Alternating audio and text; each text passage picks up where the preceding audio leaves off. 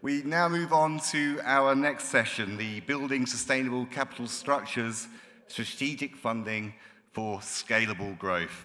And in this session, we'll look at various things, but what we want to understand is that as access expands, scale becomes the next challenge. And with scale comes the need for smarter capital structures. And as businesses scale, the way equity, debt, and hybrid instruments are combined and can determine resilience or even fragility, which I think we're all worried about. So, to explore how capital structures are being designed to support sustainable long-term growth, please welcome Amal Dokhan, Managing Partner, MENA at 500 Global KSA, Sonia Weymuller, Co-Founder and General Partner, VentureSouq, Philip Sigwart, Group CEO at Baobab Group, and moderating this session is our own Mark Evans, Managing Editor of Forbes Middle East. Thank you very much.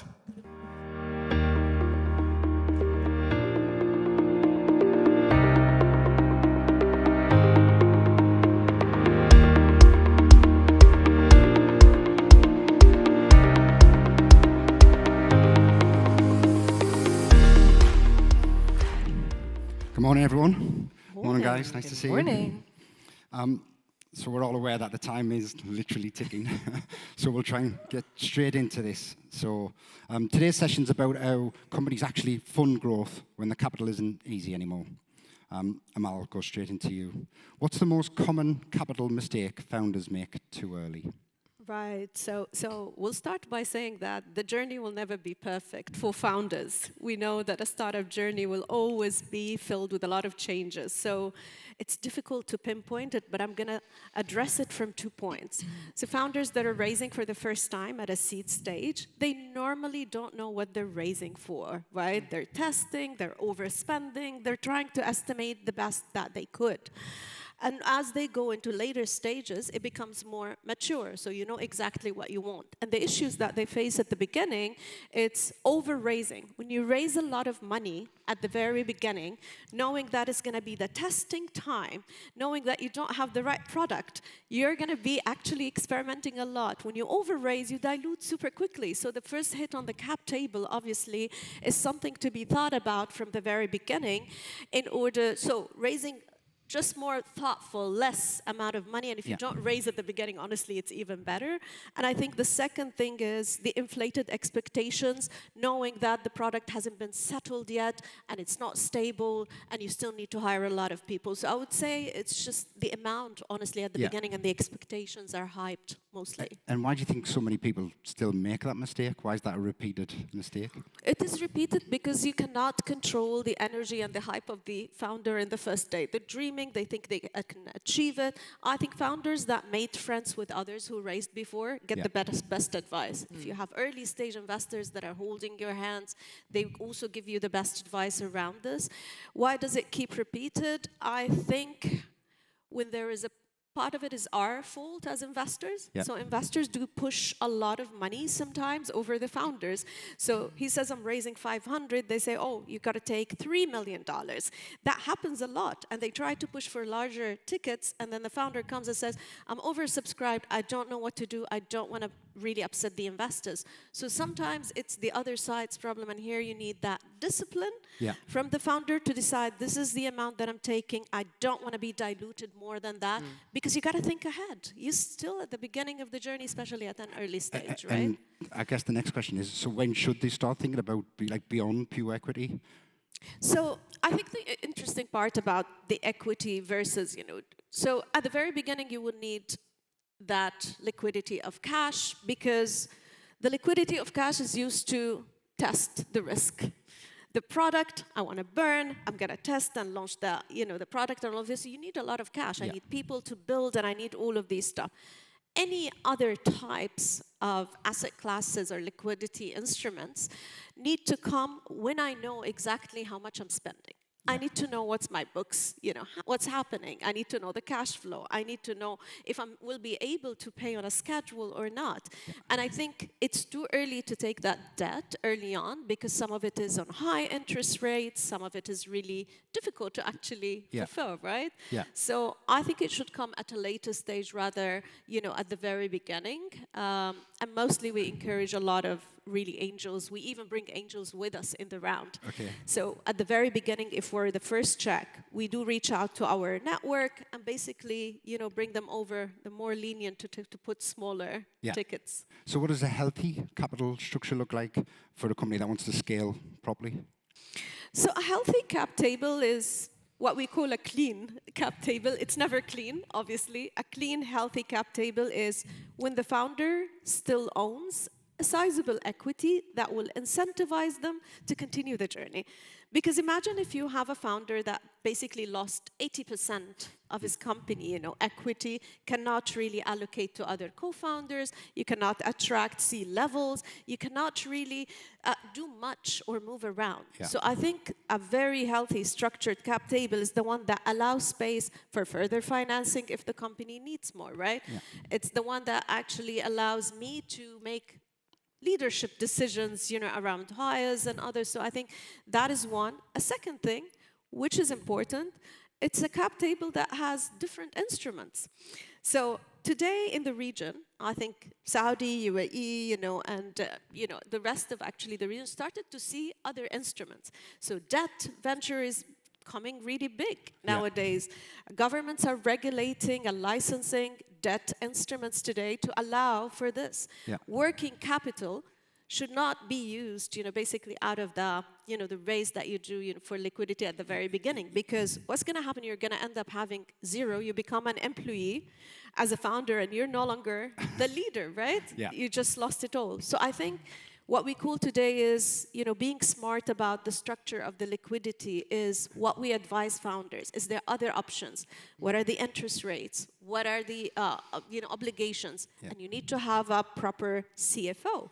Because a proper CFO is the one who's going to tell you, you need to do this and you need to do that. A lot of companies couldn't pay their debt. They lost the instruments halfway because they couldn't really fulfill the financials or didn't really think about it. I think that's really interesting, and I think it's a good time to bring Sonia in. Hi, Can Sonia. I just pick up on, there's a lot of stuff that Amal said, which resonated with me as well. I think from one of the earlier comments that you made around, founders needing to see capital that they raise as a tool and not as a trophy. I think for a long time, especially during the frothy days that we all saw, everyone wanted to announce big rounds with big names, etc. But it's really not about that. It's not about the press releases. It's not about the comms that you do around it. It's about the usage, which is what Amal alluded to, right? We as investors want to know, how are you, founder X and founder Y, going to use the capital that we give you in an efficient manner and in a responsible manner. And I think this is back to the question that you're about to ask me in terms of how things have changed, for example, on the funding landscape. Yeah. I think we as investors are more disciplined. No doubt, we did see a lot of froth a few years ago, and it's continued on. We're seeing a bit of froth right now, even around sectors like AI, for example. Because it's not cheap capital now. Yeah, exactly. And so, in our case, and just by way of background for those who don't know VentureSouq, we're a thematic fund, so we focus exclusively right now on fintech and climate. I lead our climate investment practice.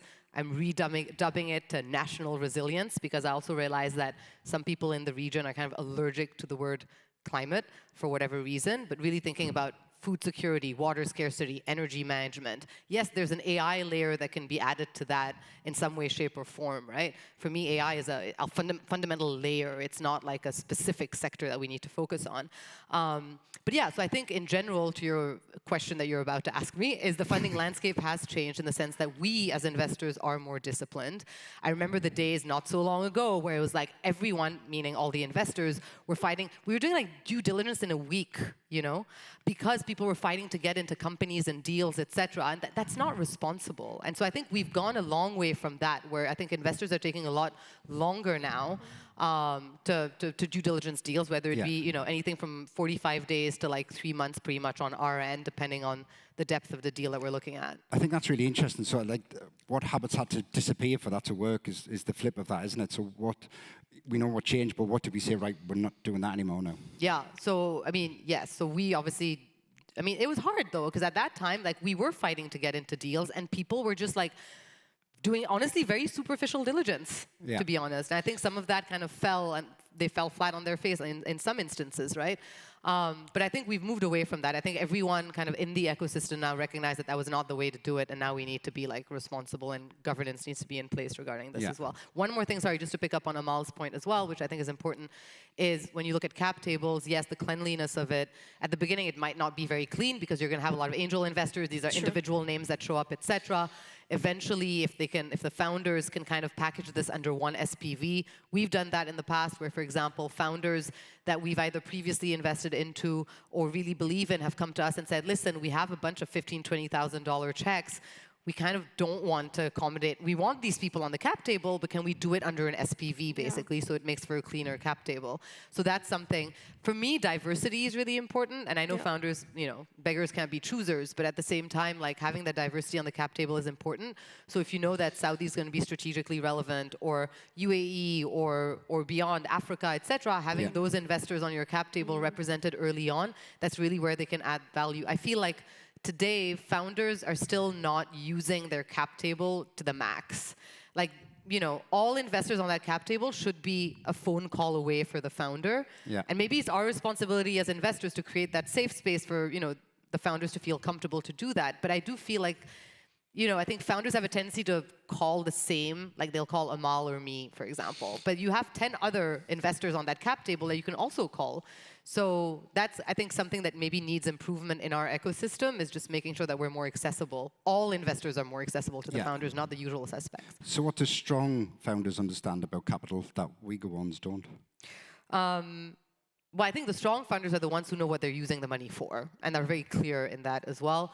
I think sometimes we also see founders, if you want to call them weak founders, that are just raising for the sake of raising, whether it be headlines, visibility, etc.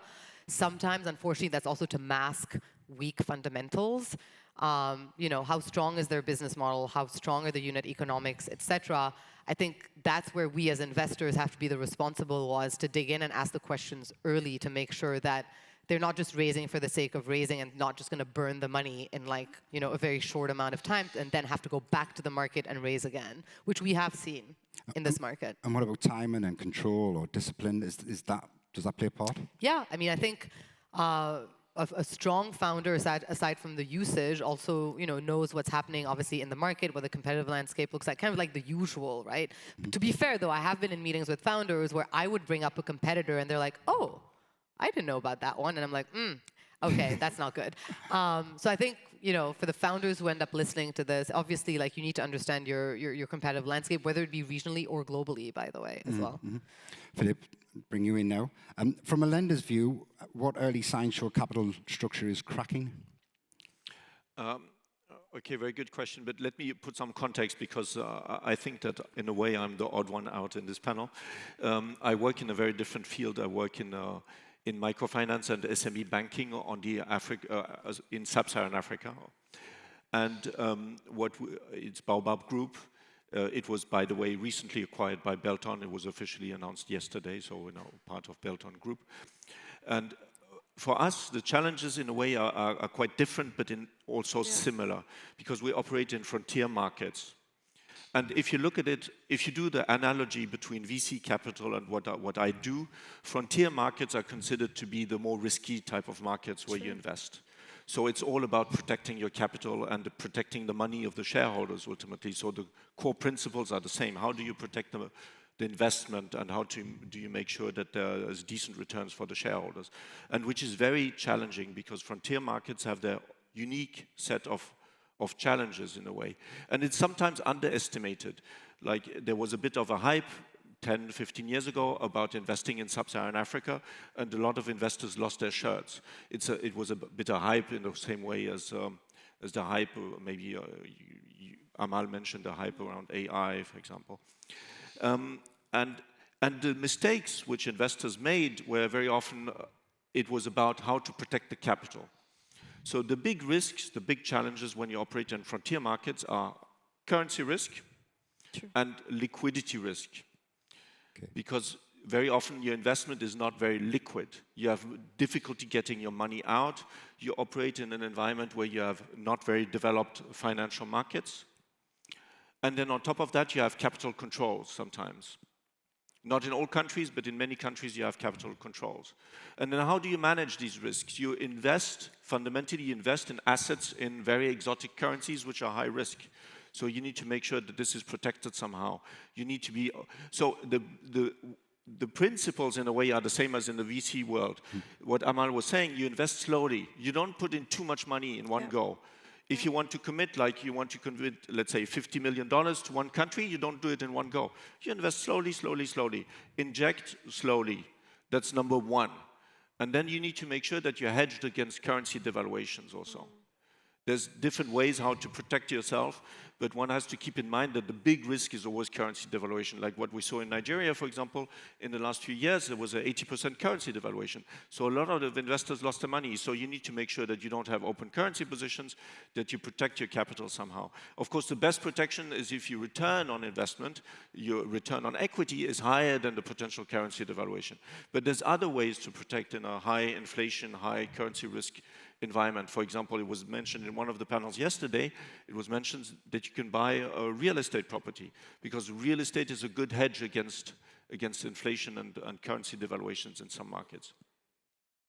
But for financial institutions, the other big risk is, of course, liquidity risk. So the best protection, if you look at both liquidity risk and currency risk, is to focus on raising domestic funding, local currency funding. So that's in a nutshell where we put the focus, raising domestic currency funding and just making sure that we don't have too much capital invested in a particular market, that we just have the right amount to grow the institution. So when you deploy capital at scale, what does responsible growth actually mean? That's a very good question. I would say the speed limit for scale when you operate in these markets is actually the ability to raise local currency funding. That's really the speed limit on how much you can grow. Because if you attract funding or investment from abroad, then one way or the other, someone has to bear the currency risk.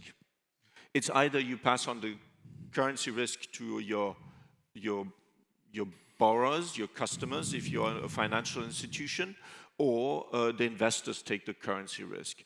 So the best way to protect yourself is to raise local currency funding. So that's in a way the speed limit for growth. Because demand for capital is enormous, but you need to be able to finance it in such a way that the currency risk is not too significant. Yeah. Okay, I think we're getting near the end of our time, unfortunately. So I'll ask one question for all you guys, and you can, anyone jumps in. If I had to leave founders with one piece of advice on capital, what would it be? Wow. I know. That has to be really deep and wise, right? in a minute and 33 seconds. If you're ready, guys. Are you ready? Go ahead. No, I'm not ready yet, but you can go first. I like how we're both thinking while we're talking. All right, one piece of advice. I can go.